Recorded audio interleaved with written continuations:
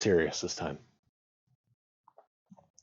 The Frog Prince by the Brothers Grimm. Long ago, when wishes often came true, there lived a king whose daughters were all handsome, but the youngest was so beautiful that the sun himself, who has seen everything, was bemused every time he shone over her because of her beauty. Near the royal castle there was a great dark wood, and in the wood under an old linden tree was a well, and when the day was hot the king's daughter used to go forth into the wood and sit by the brink of the cool well. And if the time seemed long, she would take out a golden ball and throw it up and catch it again, and this was her favorite pastime. Now it happened one day that the golden ball, instead of falling back into the maiden's little hand, which had sent it aloft, dropped to the ground near the edge of the well and rolled in. The king's daughter followed it with her eyes as it sank, for the well was deep, so deep that the bottom could not be seen. Then she began to weep, and she wept and wept as if she could never be comforted. And in the midst of her weeping she heard a voice saying to her, "What ails you, king's daughter? Your tears would melt a heart of stone." And when she looked to see where the voice came from, there was nothing but a frog stretching his thick ugly head out of the water. "Oh, is it you, old waddler?" she said. "I weep because my golden ball has fallen into the well." "Never mind, do not weep," answered the frog. "I can help you, but what will you give me if I fetch up your ball again?" "Whatever you like, dear frog," said she. "Any of my clothes, my pearls and jewels, or even the golden crown that I wear." "Your clothes, your pearls and jewels, and your golden crown are not for me," answered the frog. "But if you would love me, and have me at your and have me for your companion and playfellow, and let me sit by you at table, and eat from your plate, and drink from your cup, and sleep in your little bed, if you would promise all this, then would I dive below the water, and fetch your golden ball again." "Oh, yes," she answered, "I will promise it all, whatever you want, if you will only get me my ball again." But she thought to herself, "What nonsense he talks!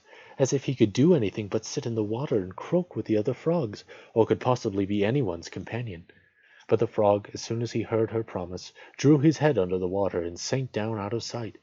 But after a while he came to the surface again with the ball in his mouth, and he threw it on the grass. The king's daughter was overjoyed to see her pretty plaything again, and she caught it up and ran off with it. "Stop, stop!" cried the frog. "Take me up too. I cannot run as fast as you." But it was of no use, for croak, croak after her as he might, she would not listen to him, but made haste home, and very soon forgot all about the poor frog, who had to betake himself to his well again. The next day, when the king's daughter was sitting at table with the king and all the court, and eating from her golden plate, there came something pitter-patter up the marble stairs, and then there came a knocking at the door, and a voice crying, "Youngest king's daughter, let me in!" And she got up and ran to see who it could be, but when she opened the door there was a frog sitting outside. Then she shut the door hastily and went back to her seat, feeling very uneasy. The king noticed how quickly her heart was beating, and said, "My child, what are you afraid of? Is there a giant standing at the door, ready to carry you away?" "Oh, no," answered she, "no giant, but a horrid frog." "And what does the frog want?" asked the king. "Oh, dear father," answered she, "when I was sitting by the well yesterday, and playing with my golden ball, it fell into the water. And while I was crying for the loss of it, the frog came and got it again for me, on condition I would let him be my companion. But I never thought that he would leave the water and come after me. But now there he is outside the door, and he wants to come into me." And then they all heard him knocking the second time and crying, "Youngest king's daughter, open to me. By the well water, what promised you me? Youngest king's daughter, now open to me." "That which thou hast promised must thou perform," said the king. "So go now, and let him in." So she went and opened the door, and the frog hopped in, following at her heels till she reached her chair. Then he stopped and cried, "Lift me up to sit by you." But she delayed doing so until the king ordered her. When once the frog was on the chair, he wanted to get on the table, and there he sat and said, "Now push your golden plate a little nearer, so that we may eat together." And so she did, but everybody might see how unwilling she was, and the frog feasted heartily, but every morsel seemed to stick in her throat.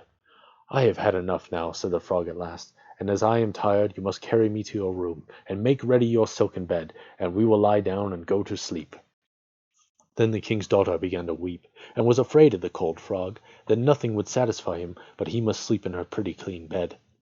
Now the king grew angry with her, saying, "That which thou hast performed in thy time of necessity must thou now perform." Oh, excuse me. "That which thou hast promised in thy time of necessity must thou now perform." So she picked up the frog with her finger and thumb, and carried him upstairs and put him in a corner. And when she had lain down to sleep, he came creeping up, saying, "I am tired, and want to sleep as much as you. Take me up, or I will tell your father." And she felt beside herself with rage, and picking him up, she threw him with all her strength against the wall, crying, "Now will you be quiet, you horrid frog!" But as he fell, he ceased to be a frog, and became all at once a prince with beautiful, kind eyes. And it came to pass that, with her father's consent, they became bride and bridegroom. And he told her how a wicked witch had bound him by her spells, and how no one but she alone could have released him, and that they two would go together to his father's kingdom. And there came to the door a carriage drawn by 8 white horses, with white plumes on their heads, and with golden harnesses, and behind the carriage was standing faithful Henry, the servant of the young prince.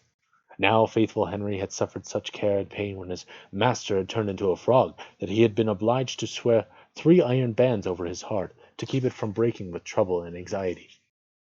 When the carriage started to take the prince to his kingdom, and faithful Henry had helped them both in, he got up behind and was full of joy at his master's deliverance.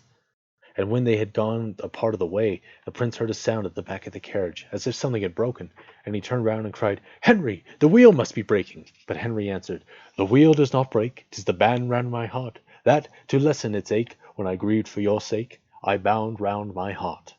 And again, and yet once again, there was the same sound, and the prince thought it must be the wheel breaking, but it was the breaking of the other bands from faithful Henry's heart, because he was so relieved.